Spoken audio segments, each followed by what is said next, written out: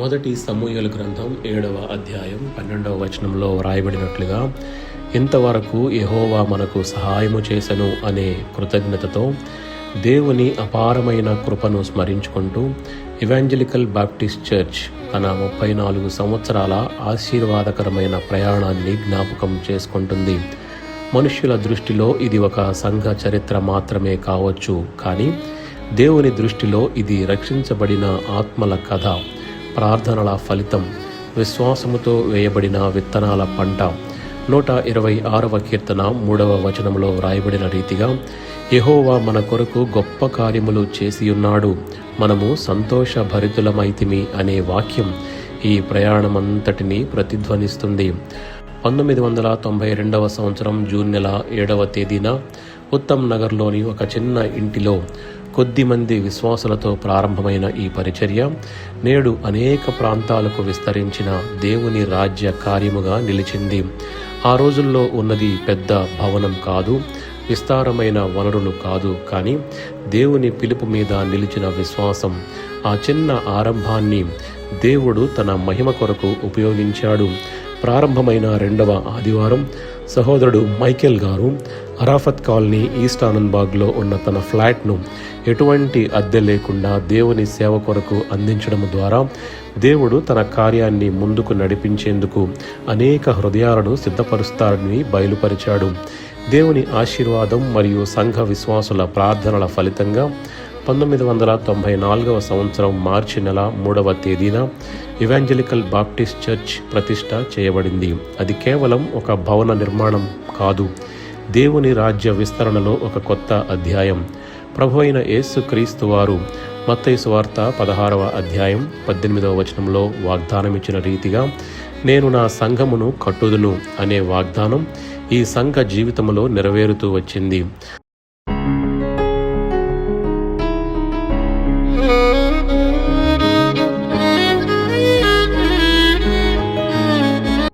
సంవత్సరాలు గడుస్తున్న కొద్దీ దేవుడు మరింత విస్తరణను అనుగ్రహించి మౌలాలి హౌసింగ్ బోర్డు ప్రాంతం కృష్ణానగర్ కాలనీలో ఆరాధనలు ఆరంభమయ్యాయి. ఆ పరిచర్య అభివృద్ధి చెంది 2000 సంవత్సరం ఆగస్టు నెల 15వ తారీఖున యెహోవా ఈరే చర్చ్ ప్రతిష్ట చేయబడింది. ఆదికాండము 22వ అధ్యాయము 14వ వచనంలో అబ్రహాము పలికిన ఈ నామము ఈ సంఘ చరిత్రలో ఎన్నోసార్లు సాక్ష్యముగా నిలిచింది. అవసరాలు వచ్చిన ప్రతిసారి దేవుడు సమకూర్చాడు. ద్వారాలు మూసుకున్నట్లు కనిపించినప్పుడు ఆయన కొత్త మార్గాలను తెరిచాడు. మానవ శక్తి పరిమితమైన చోట దేవుని శక్తి మహిమగా ప్రత్యక్షమైంది. సంవత్సరాలు గడుస్తున్న కొద్దీ దేవుని కృప మరింత విస్తరించింది. 2019వ సంవత్సరం అక్టోబర్ నెల 20వ తారీఖున నాగారంలోని అంబేద్కర్ కాలనీలో షారోన్ ప్రార్థనా మందిరం ప్రతిష్ట చేయబడింది. ప్రార్థన, ఆరాధన మరియు ఆత్మీయంగా బలపరుచుటకు ఈ సంఘము అనేక మందికి ఆశీర్వాదకరంగా మారింది. దేవుని సన్నిధిని వెతుకుతున్న ఆత్మలకు ఇది ఒక ఆధ్యాత్మిక ఆశ్రయంగా నిలిచింది. పరిచర్య మరింత విస్తరించడంతో సేవకుల శిక్షణ, ఆత్మీయ పునరుద్ధరణ మరియు సువార్త విస్తరణ కొరకు నల్గొండ జిల్లా ఆలేరులో బెతెస్దా రిట్రీట్ సెంటర్ నిర్మించబడింది. ఈ సంఘము ప్రారంభించబడిన రోజే, అంటే జూన్ నెల 7వ తారీఖు 2023వ సంవత్సరంన ఈ రిట్రీట్ సెంటర్ ప్రతిష్ట చేయబడింది.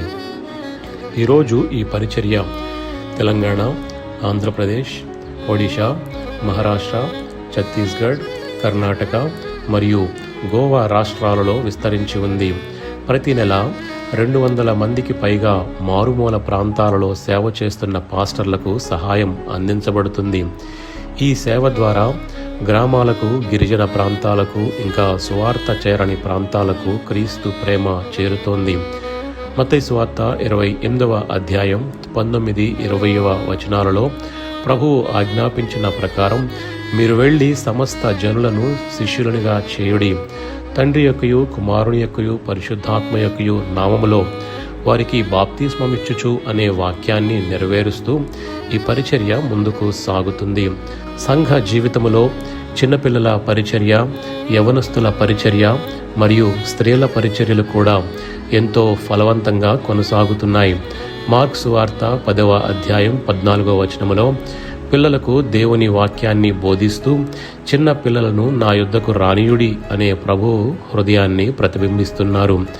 ప్రసంగి గ్రంథం 12వ అధ్యాయం 1వ వచనములో బాల్య దినముల యందే నీ సృష్టికర్తను స్మరణకు తెచ్చుకొనుము అని వ్రాయబడిన రీతిగా యువత వారి బాల్యకాలమందే ప్రభువును సొంత రక్షకునిగా అంగీకరించుట ద్వారా దేవుని రాజ్య విస్తరణకు ఉపయోగపడే యవనస్తులుగా, నాయకులుగా ఎదుగుతున్నారు. స్త్రీల సమాజము ద్వారా కుటుంబాలు బలపడుతూ ప్రార్థన మరియు విశ్వాసములో ఎదుగుతున్నాయి. ఈ సంఘము స్థాపించిన నాటి నుంచి సంఘ దర్శనం ఒకటే, అదే ఆత్మల రక్షణ.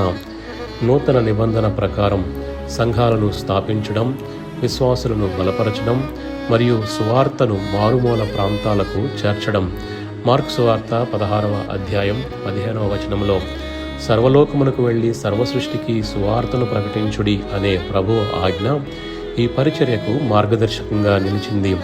క్రీస్తును తమ స్వంత రక్షకునిగా అంగీకరించి బాప్తిస్మము అనే బహిరంగ సాక్ష్యము ద్వారా అనేక వేల మంది విశ్వాస జీవితములో ప్రవేశించారు. ఈ పరిచర్యలో సువార్త ప్రకటించడమే కాకుండా క్రీస్తు ప్రేమను కార్యరూపములో చూపించడం కూడా ఈ సంఘ సేవలో మరొక ముఖ్యమైన అంశం. మత్తయి సువార్త 25వ అధ్యాయం 40వ వచనములో మిక్కిలి అల్పులైన ఈనా సహోదరులలో ఒకనికి మీరు చేసితిరి గనుక నాకు చేసితిరని నిశ్చయముగా మీతో చెప్పుచున్నాను అని ప్రభు చెప్పిన మాటను ఆదర్శంగా తీసుకొని వితంతువులకు, పేదలకు, అనాథలకు మరియు అవసరములో ఉన్నవారికి సహాయము అందిస్తూ ప్రభువారి మాటను ఆచరణలో చూపిస్తుంది ఈ సంఘం. ప్రేమతో కూడిన సేవ ద్వారా అనేక కుటుంబాలు ఆదరించబడుతూ ఉన్నాయి. బ్రదర్ భాస్కర్ రావు గారు ఈ సంఘానికి పునాది వేసి సంఘ నిర్మాణం ప్రారంభించారు. సంఘ నిర్మాణం కొరకు బ్రదర్ భాస్కర్ రావు గారు ఎంతగానో సహాయం చేశారు. ఆ రోజుల్లో టోఫెల్, GREలో ఎగ్జామ్స్కి ఆయన చీఫ్ ప్రాక్టర్గా ఉండేవారు. మా సంఘము నుంచి సుమారు 10 నుంచి 15 మంది వరకు ఇన్విజిలేటర్స్గా ఆహ్వానించబడేవారు. తద్వారా ప్రతిసారి 15,000 రూపాయల వరకు సంపాదించి సంఘ నిర్మాణం కొరకు సహాయం చేయడం జరిగింది. బ్రదర్ మనషే గారు, బ్రదర్ ఇర్విన్ లాల్ గారు కూడా ఈ సంఘము ప్రారంభించిన నాటి నుంచి ఈ సంఘములో వాడబడుతూ ఉన్నారు. ప్రత్యేకించి బ్రదర్ ఇర్విన్ లాల్ గారు ఈ సంఘము ఏ రీతిగా పరిచర్యలో, సువార్తలో అభివృద్ధి చెందిందో వారు సజీవ సాక్ష్యముగా ఉంటూ ఉన్నారు. Everyone sitting here in a very personal way. ఇక్కడ కూర్చున్న ప్రతి ఒక్కరికి కూడా నేను వ్యక్తిగతంగా ఈ మాటను చెప్తున్నానండి. Is there something that is enslaving you? మరి మీ జీవితాల్లో ఏదైనా మిమ్మల్ని ఆ యొక్క బానిసగా చేయడానికి ప్రయత్నం చేస్తుందా? I don't know. నాకు తెలియదు. Maybe like David, you are a slave of lust. ఒకవేళ దావీదు వలె ఆ యొక్క నేత్రాశకు బానిస అయిపోయామేమో. Maybe like Saul, you are a slave of self glory. I want to be the big man here. బహుశా సౌలు, రాజైనటువంటి సౌలు వలె బాగా గర్విష్ఠునైపోయి నన్నే చూడాలి అన్నటువంటి తత్వంలో ఉంటున్నామేమో. A slave of disobedience. మరి అవిధేయత కలిగినటువంటి జీవితము. A slave of unbelief. లేకపోతే అవిశ్వాసంతో ఉండేటువంటి జీవితము. I don't know, my friends. ఏ విషయంలో ఆ రీతిగా మిమ్మల్ని వెనక్కి లాగివేస్తుందో నాకు తెలియదు. You are fighting and fighting and fighting and fighting and nothing is happening. మరి దాని కొరకు పోరాడుతున్నారు కానీ అందులో ఏ మాత్రము కూడా జయము పొందలేని స్థితిలో ఉన్నారేమో. The only way is crucifixion, my friends. అయితే అందులో ఉన్నటువంటి ఒకే ఒక పని క్రీస్తుతో కూడా సిలువ వేయబడిన స్థితి. Unless you go on the cross and say, God, I crucify myself on your cross. సిలువ దగ్గరికి వెళ్ళి ప్రభువా ఇదిగో నేను నీతో కూడా సిలువ వేయబడాలి అని చెప్పనంత వరకు కూడా ఆ పోరాటంలో మనం జయం పొందలేము. ఒక చిన్న ఇంటిలో ప్రార్థనతో ప్రారంభమైన ఈ ప్రయాణం నేడు అనేక సంఘాలు, ప్రార్థనా మందిరాలు, సేవకులు, గ్రామాలు మరియు వేలాది జీవితాలను తాకిన పరిచర్యగా ఎదగటం దేవుని కృపకు సజీవ సాక్ష్యం. ఈ 34 సంవత్సరాల ప్రయాణములో ప్రతి అడుగులో దేవుని విశ్వాస్యత కనిపిస్తుంది. ప్రతి విజయములో ఆయన హస్తం ఉంది. ప్రతి విస్తరణలో ఆయన సంకల్పం ఉంది. ప్రతి ఆత్మరక్షణలో ఆయన కృప ఉంది. అందుకే ఈరోజు మన హృదయాలన్నీ కృతజ్ఞతతో నిండుకొని యెహోవా చేసిన కార్యములను బట్టి ఆయనకు కృతజ్ఞతాస్తుతులు చెల్లించుడి అని చెబుతున్నాయి. గత 34 సంవత్సరాలను నడిపించిన దేవుడు రాబోయే కాలములో కూడా మరింత గొప్ప కార్యాలను చేయబోతున్నాడు అనే విశ్వాసముతో ముందుకు సాగుతున్నాం. 118వ కీర్తన 23వ వచనములో, ఇదంతయు యెహోవా చేసిన కార్యమే, అది మన దృష్టికి ఆశ్చర్యకరముగా ఉన్నది అని వ్రాయబడింది. కాబట్టి దేవుని అత్యంత ఆశ్చర్యమైన కార్యాల కొరకు, అద్భుతమైన ఈ పరిచర్య కొరకు సకలమైన మహిమ, ఘనత, స్తోత్రములు యుగ యుగముల వరకు మన ప్రభువైన దేవునికే కలుగునుగాక. ఆమేన్.